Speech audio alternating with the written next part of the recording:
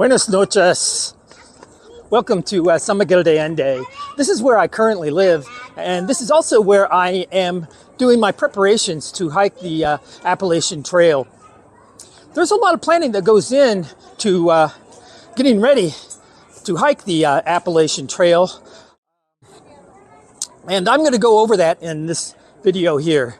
But in the meantime, I'm in the Jardín Allende, and this is a special night here in San Miguel de Allende and around the world. This is Christmas Eve, and we're getting ready for the Christmas Eve festivities down here in the Jardín Allende, and I'm going to be taking in those festivities, and then we're going to go over my strategies for my planning and organizing and preparations to hike the Appalachian Trail. So here I am planning to hike the Appalachian Trail. Maybe you're planning a hike coming up as well. I don't know if it'll be in 2024 like me. Maybe you're thinking ahead to 2025. But planning to hike the Appalachian Trail is not like planning a vacation to like Disney World or something like that, or it's not even like planning a trip to Europe or some other place around the world. If you're thinking about hiking the Appalachian Trail, that's a big deal, and there's a lot of planning that you should be doing. I'm going to be talking today about the preparations and planning and stuff that I'm doing relative to the time and money. So let's talk about time first. I think it's different for everyone when they first start thinking about hiking the Appalachian Trail. I've heard some stories from people who maybe as a young child, their family took a little vacation to the Smoky Mountains or went out camping or something, or they went to a little day hike on the trail and ran into some through hikers and thought that was interesting. And but anyway, at some point, just the imagining the possibility of hiking the Appalachian Trail comes to mind, and I guess that's when the clock first starts ticking in terms of how time impacts your planning and preparations. And for me, it was over 20 years ago, actually. I shared this in a previous video, but I was executive director at an art center, and I had an artist residency program, and it was toward the end of the summer, and one of my artists was leaving, and I was doing an exit interview with her, and just happened to ask her, what are your future plans? And she said she was planning on hiking the Appalachian Trail. And I think that was the first time I ever heard anybody talk about the Appalachian Trail, and it sparked my curiosity. So I think as far as me personally, that's when the clock first started ticking in terms of me planning my hike of the Appalachian Trail time. But it wasn't until, oh my gosh, maybe another 15 years later that I started traveling, and I ultimately ended up going to Peru. And while I was in Peru, I took that opportunity to hike the Inca Trail, and that was a short hike, just 4 days. Do some ascents. I think the highest point was over 14,000 feet. It's called Dead Woman's Pass, and that's a lot higher than I will be seeing on the Appalachian Trail for sure. But doing those extended miles, a lot more mileage than I'd ever done before, and for one day after another, not very long, just 4 days, you sort of got me interested, and I'm thinking, and ultimately I ended up hiking Mount Kilimanjaro, and I went to Patagonia and hiked the W Trek there, and all of those here again were relatively short hikes in terms of around a week or so, but that's when I thought to myself that this Appalachian Trail thing is going to happen. So the timing, in my case, really has taken many years. But that was when I decided, yes, I'm going to do it. And that's when I started thinking about getting ready. And so the next thing in terms of time is, when are you going to do it? And here again, timing the timing element of the planning is different for everyone. I at that time knew I was pretty close to my being able to retire comfortably, and so it wasn't as big an issue for me. But for me, it was just deciding, okay, once I retire, the first year after I retire, that's when I'm going to do it, and that's the way it is. Last year at this time, I was teaching, but some people, for them, it's they're just beginning. They're young people, and maybe they've just graduated from college. In some cases, just graduated from high school, and they want to take a year off to sort of do something spectacular before they go on with their careers or further their education. And so that's a big deal. And if you don't fall into one of those two categories, then timing becomes a very big issue, because you're going to have to take some time off of work. So in most cases, if you're not in between, just beginning or ending your studies, or you're at the just starting your retirement, it takes a lot of planning, and you're probably going to have to plan for, if not quitting your job entirely, then at least arranging for an extended leave of absence. So this is a big aspect in terms of timing for your Appalachian Trail. Now, I think I'm going to talk a little bit about managing your money. And here again, that can be very different from one hiker to another. Somebody who maybe is just out of high school, or maybe just finished their college and haven't started their career yet, they may not have a lot of savings and a lot of money to work with. So it's even more important for them to know how to manage their money. It's different for everyone. And, and this is one place where, the term hiking your own hike comes into play. In a lot of cases, your budget and the money that you're dealing with is what's going to make it right for you and your ability to hike your own hike. So you don't have to go out and spend $600, $700, $800 on an ultralight tent, and you don't have to get the top-notch sleeping bag or quilt. There are people that essentially go to Walmart and get just about everything they need from Walmart, and in terms of their gear, can do it very inexpensively. Usually, for me, it's been since I first decided that, yes, I'm definitely going to hike the Appalachian Trail, I'd say that it's been at least 5 years. And I've been doing other little hiking trips and things like that. So I've accumulated gear over time. And a lot of that stuff I'm still using. In fact, I mentioned my sleeping bag that I used. Actually, that's more than 5 years ago, because I took that on the Inca Trail. And I think, what year was that? I think that was like 2014, I think. So that was 9 years ago. So my sleeping bag that I currently have is at least 9 years old.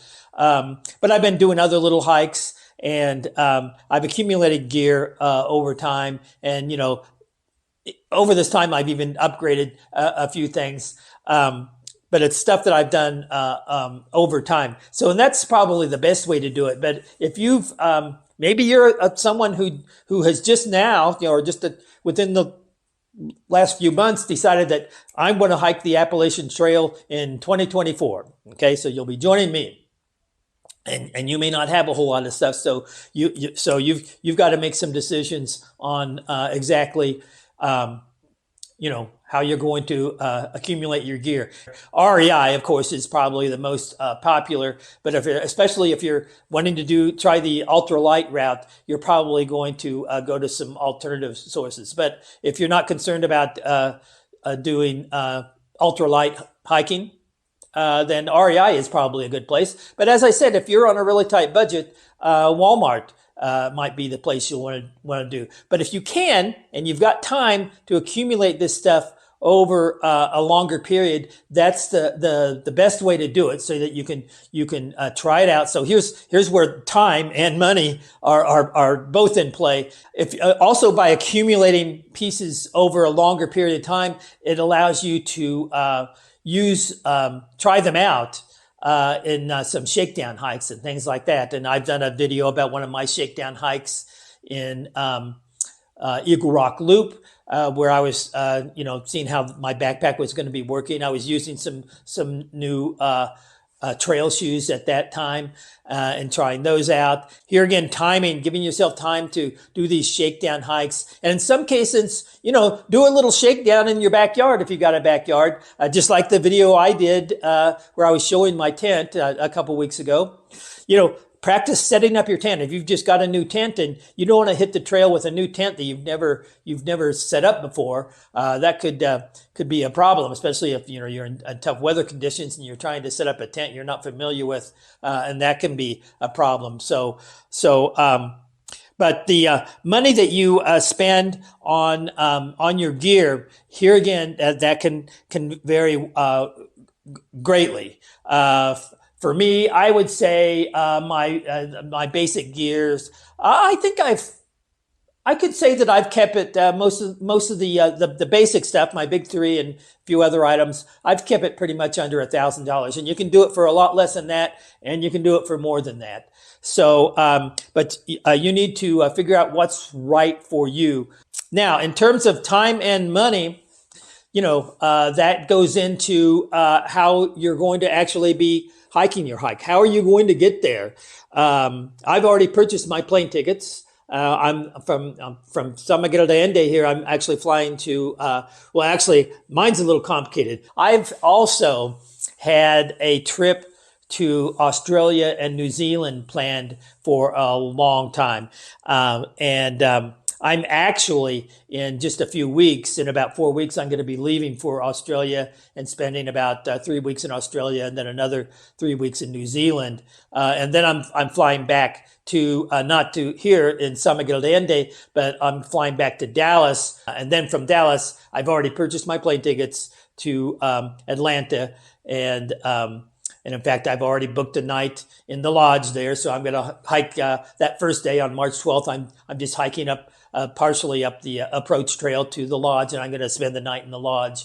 And here again, that's something that, my budget will allow that. And it's such an iconic thing that I've seen so much in other movies and videos and things like that. I thought it was just something that I wanted to experience, but you definitely don't have to do that. And then in terms of managing your money on the trail, you've got all these choices between, you can, spend most of your nights in your tent or in a shelter, which is not going to cost you anything. But from time to time, you're going to have the opportunities to stay in hostels or possibly even a hotel. And then, you're going to be having to spend some money on that. So you have to account for that. And then your meals, where's that going to come from? Some people, are going to ship, especially if you are on a special diet, you're going to ship boxes. And if this is the case, you probably have a support person back home that from periodically will ship these boxes, resupply boxes, and you can pick them up at various places, hostels and post offices along the way. And you can have a lot of meals sent to you that way. And that can save you a little bit of money, but that can also be kind of expensive too once you figure in the cost of shipping and all of that. So the type of eating that you do, and for me, I'm a lot more conscious about eating healthy these days, especially once you're my age. Eating a lot of junk food and highly processed food, it has an impact on me a lot more than it did when I was younger. So if you're concerned about your diet, well, that's probably going to affect your budget somewhat too. In my case, I'm planning on just going into town, every 4 or 5 days and resupplying, and I'm gonna whatever's available there. And if it's possible for me to get a little bit healthier stuff that, can last a few days on the trail, that's probably going to be a little more expensive. But I'm prepared to do that. But you can go out there. There have been people that, have gone out and probably your food is one of your biggest expenses, when you're out there. And there have been people that have hiked it for, a lot less money than what I will probably be spending, but also people that have probably spent a lot more. I'm not planning on spending a lot of time in hostels and hotels. So, There are people that will be spending a lot more money doing that than I will. But just as an example of, they say around $1,000 a month is what you can expect in terms of your spending on the Appalachian Trail. So if you're a faster hiker and you're only going to take 3 months, that's a pretty fast hike. Then obviously that cost will be a lot lower. But if you're a slower hiker and maybe you're going to take 6 or 7 months, then you're going to be buying 6 or 7 months worth of food and hotels and all that stuff that might apply to you. So it'll be a lot more expensive. But here again, that's just sort of an average. And I've heard people say that they've done it for just a few $100s, their entire expenses. And then people that, say that they've spent a whole lot more also on the trail. So I suspect that I'm going to be probably pretty close to that average amount. So probably a little less money. I don't imagine myself staying in a lot of hotels or something unless I just have an injury and need a break or something, or get pick up the norovirus or something like that, and I need to take a couple days off. Unless that happens, I don't see myself staying in a hotel a lot. Maybe an occasional hostel from time to time, especially some of the iconic ones that people talk about. But for the most part, I see myself, making a home in my tent most of the time.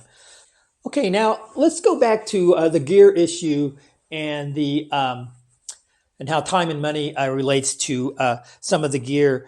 Some of the stuff will just wear out over time. And the longer you hike on the trail, you might, depending upon the quality of your backpack or things like that, you might find that you might need to replace a backpack, possibly even a tent if it gets gets damaged.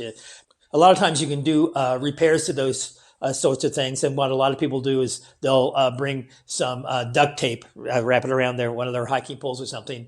And then if they need to do a little repair on their backpack or tent or something, that a lot of times can take care of that. But something that as far as what gear that I'm going to have to be replacing on the trail that I know for sure I'm probably going to have to do, at least a couple times, if not more, is replacing my trail shoes. I've got a pair of Topos that I've just, the only time I've worn them is on the Eagle Rock Loop. So they've got less than 50 miles on them. So they're good for a few more miles.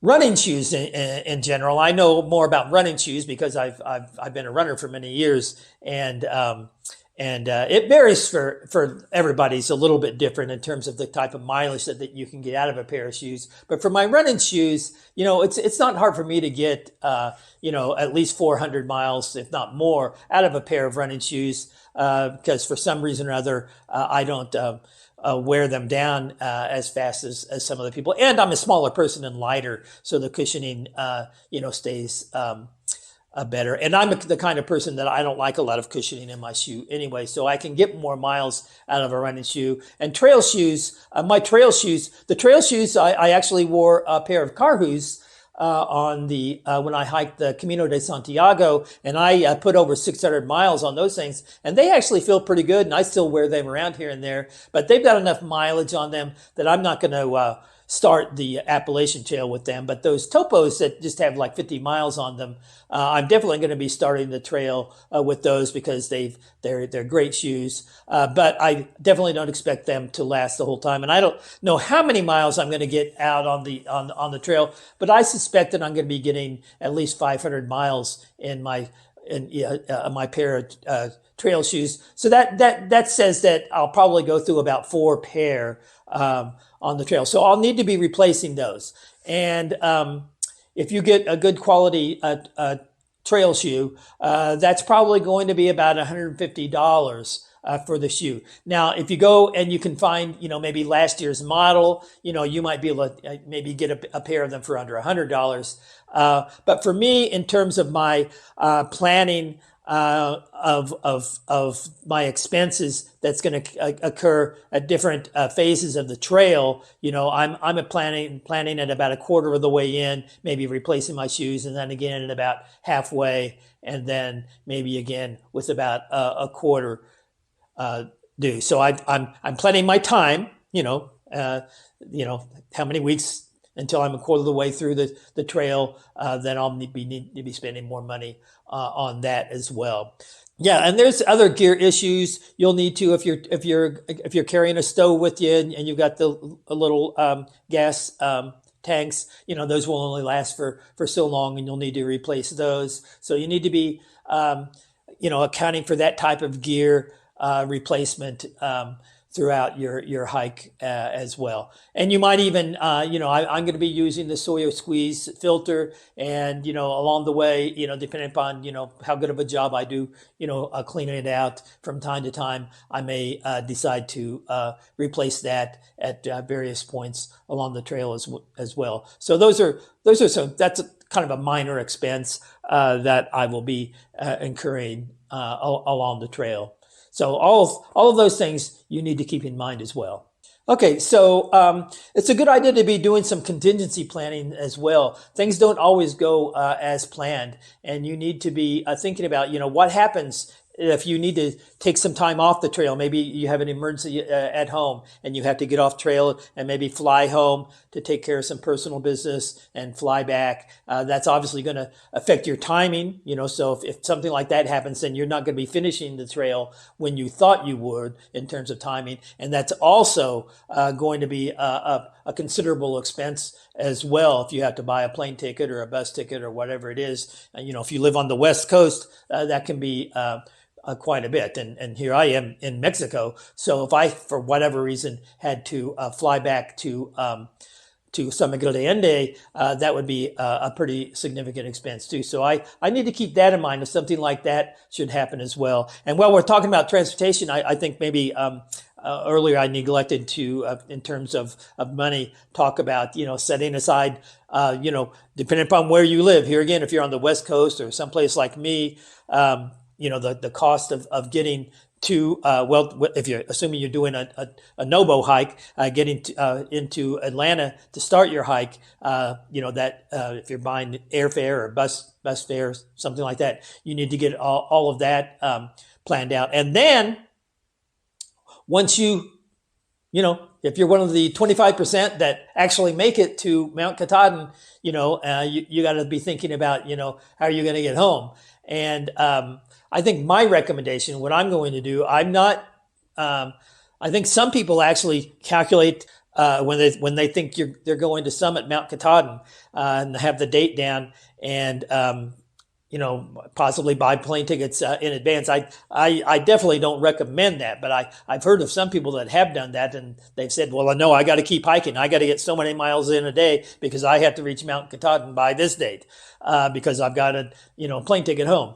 So that's not the way I would recommend that you do your planning. So, but you need to set aside those funds to make sure you can get home and buy that plane ticket when it's time. Now, if you buying last minute plane tickets sometimes can be expensive. So, if you're getting to the 100-mile wilderness and you're just a few days away from summiting Mount Katahdin, and you want to, and there's a deal that pops up on kayak.com or something like that, or Expedia, you might want to do it then. But you need to definitely plan for how you're going to get home in terms of your money. But I wouldn't get too specific as far as the timing for that. Okay, so on that subject of contingency planning, sometimes unexpected things happen even before you leave for the trail. And that's what has happened to me. And in fact, in my previous videos, when I was talking about fears and concerns about the trail, and I said my biggest concern really was was what is happening elsewhere, that not on the trail, that I might at some point on the trail feel like I'm missing out on something, and feel like, you know what, I really don't want to be on the trail anymore. I want to be, back home, taking care of business at home. And that actually has already happened to me. There's something that I think is going to, increase the likelihood that I'm going to feel like I need to get home. And that's something right over here. Let's take a look at these guys right here. This is my new little friend, Digger. And right here, this is Smoozer. And I've just adopted them. They popped up on a Facebook group that I was following, and they were found. Their mother was a stray, and they were found on a cold, rainy night here in San Miguel de Allende, and someone brought them in and was looking for homes. And because I know that I've got a big year coming up, I contacted the person and I said, I can't take them because I'm going to be out of the country for many months, and I can't do it, but I'm happy to take care of them for a while. If you wanted to drop them, if you need some time off, and I could just sort of foster them, watch them for a few days. And by the time the woman who had rescued them took me up on that offer, these were the only two that were left. And so I started fostering them and got attached. And I really felt like I definitely wanted to see them stay together because they've become so close to each other. And it would be a shame for them to be taken apart from one another. And the original woman who rescued them agreed that she would go ahead and take them for the first month after I leave. And then I've got another friend who's going to come and stay in my home. And she's amazingly has agreed that her name is Tracy, and she's going to live here while I'm gone and be taking care of these little girls right here. So, unexpected things happen. And I've had to do some quick makeshift planning for that.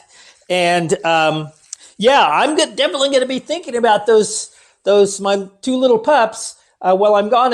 And it's really going to be frustrating because I know that they're going to be growing a lot, while I'm gone. They're going to be completely different dogs once I get home. And that's probably going to be the toughest thing for me to deal with when I'm out on the trail, knowing that my new family is here growing up without me. So on that note, let me end with a quick public service announcement. There's lots of stray dogs out there in shelters and wandering the streets that definitely could use your help. So, and if you're a dog person and you're inclined to have a dog of your own, then my advice is to adopt. Don't shop, adopt. Happy trails.